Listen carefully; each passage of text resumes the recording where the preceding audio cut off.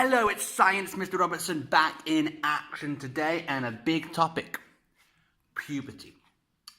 And never an easy topic to do on film, but we're going to try. Puberty is all about different kinds of changes that happen to your body as you get older. How you go from being a child physically to being an adult physically. This is something which traditionally we think of as a teenage thing. You know, we used to think this happened when you were 13, 14, 15. Sadly, that's kind of changed. Well, not sadly, it's the way the world is. That's kind of changed. Now, usually, and puberty is a wide spectrum, it's not the same for anybody at all. Usually it starts earlier nowadays. Children have been going through puberty earlier and earlier and earlier, and that is especially true in Sweden. We think in the scientific world this is because of better diet. So having a higher protein, higher calorie, more nutritious diet has meant that our bodies are able to change into adults earlier, and that's what they're doing. So there are many people who are way younger than their teenage years. In fact, that's probably normal in Sweden now, who would start going through the first stages of puberty. This is something, puberty, it's controlled by hormones. Now, don't know if we've spoke about hormones very much. Hormones are chemical symbols that travel through the body. I said symbols. I'm going to write signals. I think that makes more sense. Chemical signals made by the body. And at some magical point, and we don't know why, at some magical point, the brain makes a hormone which is called even I need to learn something here. GnRH, which is gonadotropin replacement hormone. This is the hormone which means everything gets started. This hormone then makes two other hormones start being made in a little gland at the back of the brain called LH and FSH. And that happens for both boys and girls. What then happens is in boys, that hormone is picked up by the testes, which they're the things inside the balls that the boys have. Now, in there, you then get those start working overdrive, making a hormone called testosterone. That's a hormone I will be coming back to. In the girls, they instead goes to the ovaries. Those are the parts where, of course, the eggs are stored.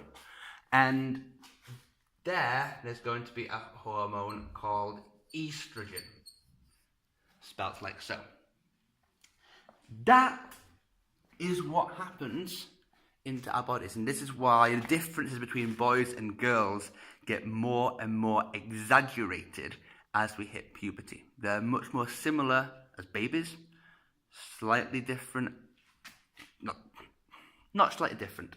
There are more differences we can see as they get older, and then puberty makes those differences even larger. What do these hormones do? Well, as you can see, firstly, there's 1, 2, 3 of these hormones, which are the same for boys and for girls. And then there's these 2 special hormones here that are separate. So again, it's no surprise that many of the changes in puberty are going to affect boys and girls in the same way.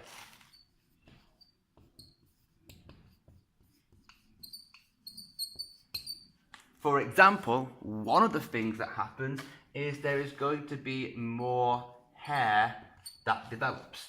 You are almost certainly going to develop lots of hair underneath your arms, leg hair can get thicker, and of course around the pubic areas, around where you have the reproductive organs.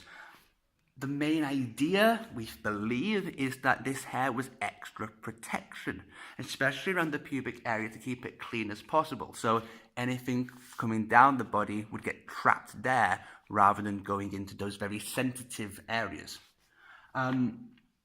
More hair is something that happens with puberty. You are going to grow. These things spur a growth in both boys and girls. What's really interesting, I think, is if I drew a graph here of height and age. I wonder if you can see that. Yes, you can. Great. If I'm going to be stereotypical because it just hurts. Because, you know what, be critical to my norm here. Red will be girls, and red will be boys, thank you. And blue, there is a blue. Blue can be boys. And if I show this here, girls will go like so, and then of course puberty comes here, and then girls grow much faster. Boys and girls are pretty much the same size as babies and children. You maybe could argue girls are very slightly tall on average, but it's a very small difference. And then you've probably noticed that all the girls get tall really, really faster. That's actually because puberty happens earlier on average for girls than is for boys. Boys are on average about 2 years later on, and then they go through puberty and on average overtake the girls for height. But certainly the growth you can have through puberty is some of the fastest growth you can have as a human being. Now, we are almost at the same kind of stages here when we're still a baby, growing at such a really fast rate. Other changes we can have. We start developing spots and we start sweating a lot more. All of these changes in all these other hormones, they make the chemicals on the outside of our skin change as well. And those changes can not always be good for us. Sweating and being smelly is going to be a factor. The fat content of our hair is probably going to get more, and that can make more infections happen, and that can make more spots happen. It happens. It's going to happen. And it happens differently for different people, but be aware of it. Also, the voice will break. More abrupt. The idea that the voice here is going to change, which, little me who liked to sing as a child, I hated this idea. Basically, this whole area gets much, much bigger. And if something's bigger, when it vibrates, it's going to vibrate slower rather than being really small, where it vibrates fast. This does happen to both boys and girls. It is stronger for boys. Boys will have their voice area here get much, much bigger. And the bigger the voice box is, the deeper the voice is. There's some things there. There are things that are separate, of course, to both boys and girls. Let me take girls first. Oh my goodness, of course this happens. Yes, the most defining moment of puberty is that girls will start their periods. They will start menstruation, mens. That is something that will happen. When the body becomes biologically ready to reproduce children, that is something that can happen. You are going to have a period. You are going to have the blood go out, and we'll mention that in a different video in more detail. But also the body shape becomes different. Notable for girls are that breasts increase in size and the hips become wider. One of the other side effects of the hips becoming wider, which of course makes more space for childbirth possible, is that the legs point inwards very slightly, which is why,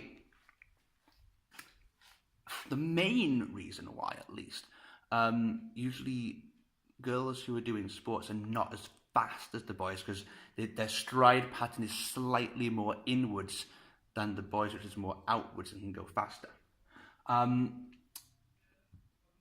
In addition to that, you're going to have an extra stores of fat. It's perfectly common and essential, evolutionary-wise, that girls store more fat in their bodies as they go through puberty than the boys do. Lots of the reason for this is especially fat around the hip area is linked to providing more protection for an unborn child. So extra stores of fat is something that does happen. If I switch that round to talk about the boys, again, I mentioned body hair before, but they also have extra hair on the face and on the chest, which can start to develop. Usually that would happen after the hair under the arms and things, but again, puberty is such a wide, different thing that happens. Body shape changes slightly, far less dramatically than the girls. Body shape, basically boys are able, with testosterone is a hormone that can help with muscle growth. So boys can develop muscles easier than girls on average. One of the things that's happened sadly in the past is that testosterone has been used as a steroid to inject testosterone into people way above what their body makes in order to make them grow muscles quickly. And that's been a really big problem in sport in the 70s, the 80s and the 90s. But body shape certainly will change, and that would also not just including muscle, M-U-S-C-L-E, but also the penis itself. The penis itself will become wider and will become larger. That is one of the changes testosterone drives. The one thing I've not mentioned here is that stereotype about teenagers becoming moody. And it's very hard to do so because it's always so complex. But these hormones are chemical signals. Hormones are going to affect the brain in the same way. And you are going to feel some of these hormones, like testosterone, like estrogen, they can impact on the brain in a way that makes things feel more dramatic. This is you becoming from a child to an adult. You are going to be feeling the emotions of love. You're going to be feeling the emotions of possibly even hate, to spin it round. Everything becomes more extreme. And that's why there's a reputation of a moody teenager. It's not a phrase that I like. And as a teacher, lots of what I really stand for is to make sure that it's like being at Dargis again, but you have a lot more responsibility. But you're testing the world. You're testing the new environment that you have. Everything is different around you and things are more extreme. You need to find out your boundaries and find out where you can go and what you can do. That's part of my job as a teacher, is to put boundaries to that and to make sure that you can learn what's right and wrong by the time you've finished school and you're an adult. But yeah, your body's going to change and your wants and your interests will change accordingly, and you'll find your own way of what to do things. And it's a time for change. I want all of you who watch this video to embrace that change and, use anything. But, especially while your body's changing. Turn out and be the person you want to be. And, be the positive change we want in the world. Please. Thank you very much for watching.